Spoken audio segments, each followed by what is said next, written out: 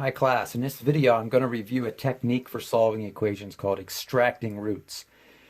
Before we get started on that, I want to recall some rules about working with exponents. X to the m power raised to the n power is x to the m times n power. Here's a real quick example of that. X squared to the third power is x to the 2 times 3, which of course we can write as x to the 6th power. What's not obvious is this rule applies even if m and n are not integers. I'm going to try it with some fractions. X to the 2 over 3 power raised to the 3 over 2 power. That's x to the 2 over 3 times 3 over 2, which is x to the 6 over 6, which of course is x to the 1, and x to the 1 is just equal to x. Keep that in mind. Let's move on, talk about roots. The nth root of a number x is the number which, when multiplied by itself n times, gives you x. For example, 3 times 3 is equal to 9. So 3 is the second root of 9. 4 times 4 times 4 is equal to 64. So 4 is the third root of 64.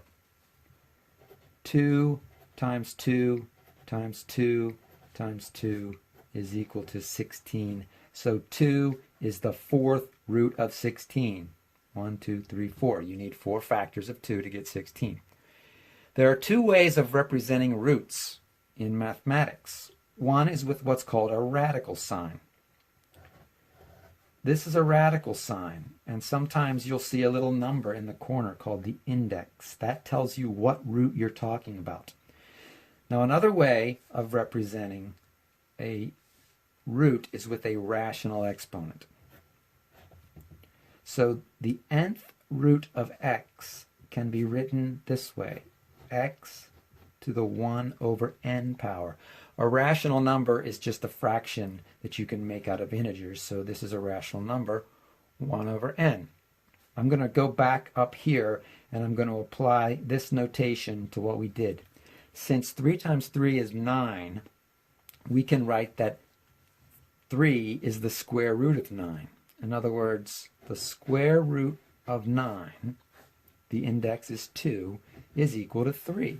We could also write that as saying 9 to the 1/2 power is equal to 3.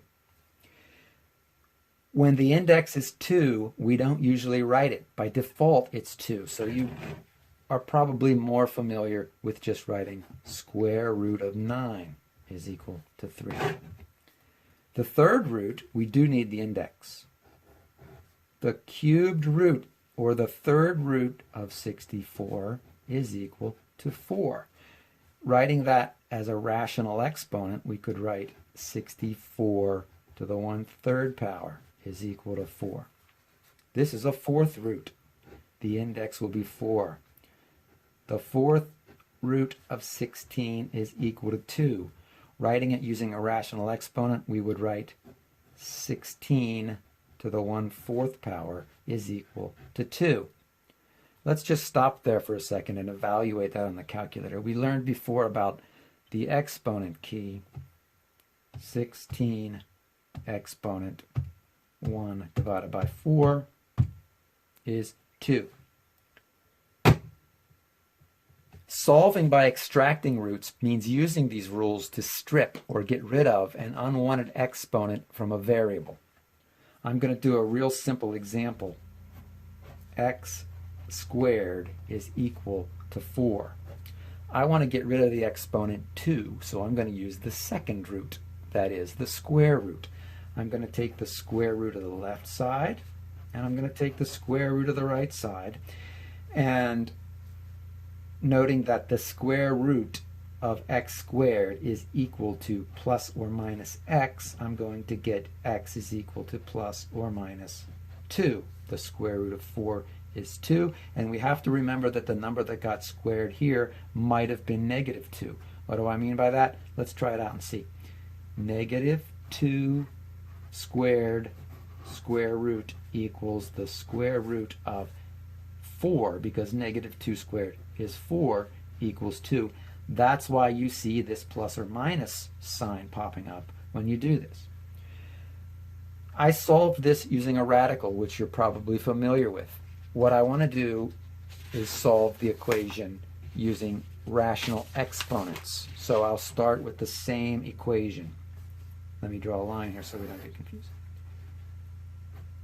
X squared is equal to 4. I'll rewrite the equation so that you can see all the steps. X squared equals 4. I'm going to raise both sides of the equation to the reciprocal power of 2. The reciprocal of 2 is 1/2. And on the right, I'll do the same thing. 4 to the 1/2 power.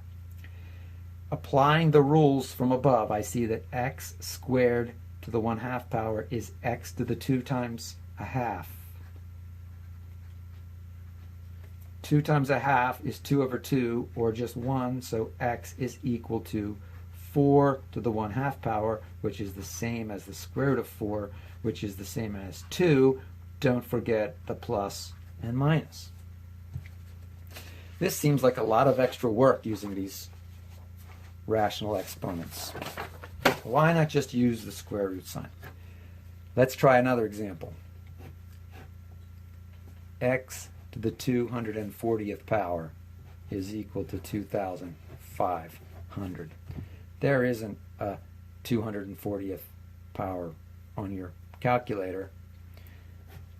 X to the 240th to the 1 over 240 equals 2,500 to the 1 over 240. This becomes x to the 240 over 240, multiplying these, or x to the 1 power, or just x.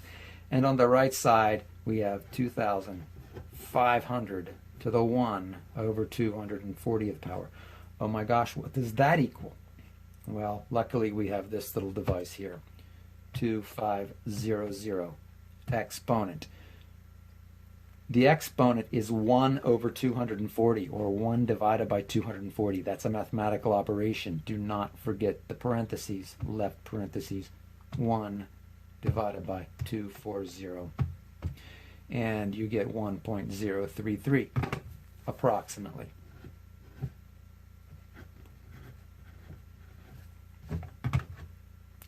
We'll do one more example. This one is going to involve a little bit more algebra. 5 times x to the 12th power minus 6 is equal to 30. The key here is you want to isolate the exponential part, that is x to the 12th power. So we've got to get rid of the 6 and get rid of the 5. I'm going to add the 6 to both sides. 5x to the 12th, adding a 6 to both sides, gets it here, puts it over there, 36. Now I'm going to divide both sides by 5, giving me x to the 12th power is 36 over 5. Don't do anything with that. Leave it as a fraction. The exponent that I want to get rid of is 12, so I'm going to raise both sides to the 1 over 12 power.